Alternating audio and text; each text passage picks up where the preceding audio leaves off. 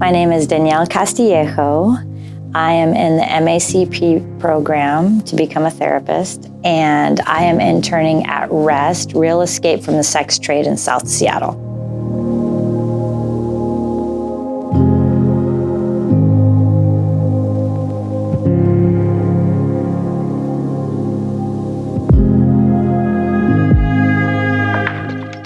I was actually gone through a really hard time in my life. I was experiencing some PTSD symptoms, went into therapy, and over the course of 2 years, met with my therapist regularly.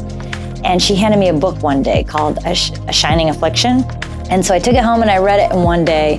And it's the story of Annie Rogers and her process of dealing with her own heartache and her own pain and her own trauma. She's becoming a psychologist. I walked back into my therapist's office the next week and I said, I want to do this. You've done great work with me. I want to offer this to someone else.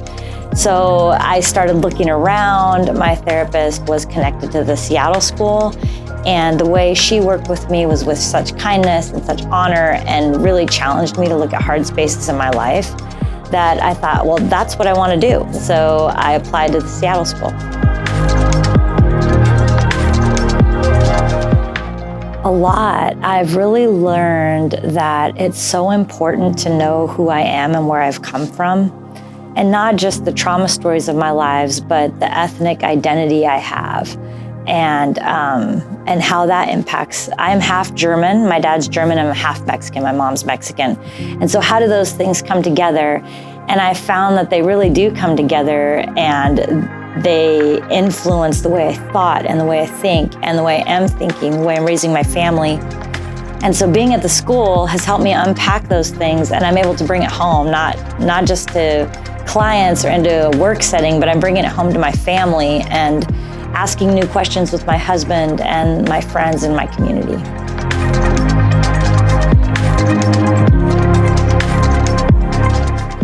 The things that break my heart are spaces where truth isn't welcome, spaces where kindness isn't welcome, spaces where certain bodies aren't welcome, different colors of people aren't welcome, different ethnicities aren't welcome, spaces where the gospel is only seen through one lens, and it's not a lens that includes people of color. And I think that I highlight that particularly because my family is a multicultural, multi-ethnic family. Like I stated, my background, my husband is a Mexican immigrant, a US citizen. I have 4 children. And so it's really important to me to find spaces where there's belonging. I think a lot of my clients are looking for spaces to belong as well. And yeah, that does break my heart.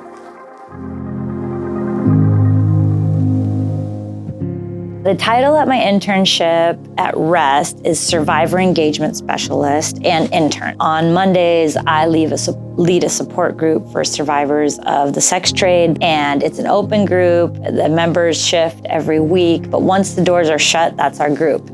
And so prior to the group space, I'm engaging with clients. I meet with clients one-on-one. We can sit down and have a cup of coffee or a cup of tea and talk, have a snack. So there's just like a wide variety of ways to engage clients. It's not necessarily your typical office setting. So I do that for a few hours, lead the group for about an hour, hour and a half, and then afterwards debrief with coworkers, supervisor, and start the cleanup. So on Wednesdays, we have something that's called the Integrative Health Clinic, and I am an intern there, and there's 2 trauma therapists, myself, and then a medical advocate. And so a client can make an appointment for a half hour and come and sit at the table with us and share mental health concerns, physical concerns. Sometimes we have a faith friend there.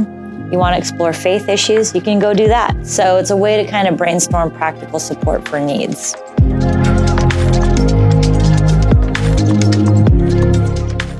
I believe in what REST is doing. One of the things they say on their website is everybody deserves to be loved, and I believe that. And I'm passionate about seeing people that have experienced the sex trade and human trafficking, what they want is to leave.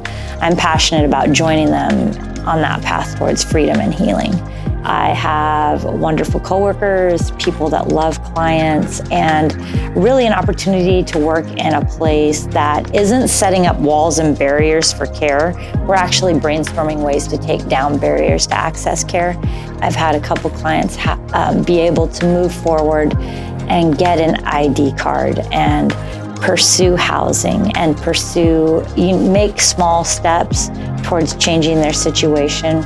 And I've also been inspired by a client who's showed up, doesn't have a telephone or anything, but showed up just to let me know, I can't actually meet with you today. And I felt really honored by that.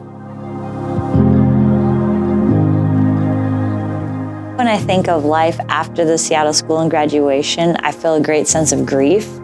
And what am I going to be missing? Who will I be not seeing and not encountering? And this awesome sense of excitement and like I'm starting off on another voyage. And so some of my hopes are to continue working in the community and in community mental health, and also open up a private practice. I really want to have a sense of the integrative health clinic that I work with at Rest and bring something like that to my area. And so I would really like to work with clients from a variety of backgrounds. And also I speak Spanish, so I'm hoping to use some of these skills in a multicultural dimension wherever I'm at. I love my clients at Rest. I'm not ready to leave them yet. So after I graduate, I hope to stay connected. I hope to stay involved. I hope to work in some capacity with survivors that have experienced the sex trade. So I really love that aspect of the work. I think do your work. Show up to Listening Lab, participate, get into therapy, connect with a therapist, and show up for those appointments. And don't look too far ahead. When you start moving forward, allow yourself to dream. Allow yourself to think, where would I want to be interning at? What population am I dreaming about working at? Grab your resume, take it with you to the internship fair, and pass it out to people you think, I'm not even interested in that. Because you don't know who you might connect with. Sometimes we have in our mind a certain idea or a certain place we think we need to be. And if we eliminate another option, we've eliminated our imagination for that.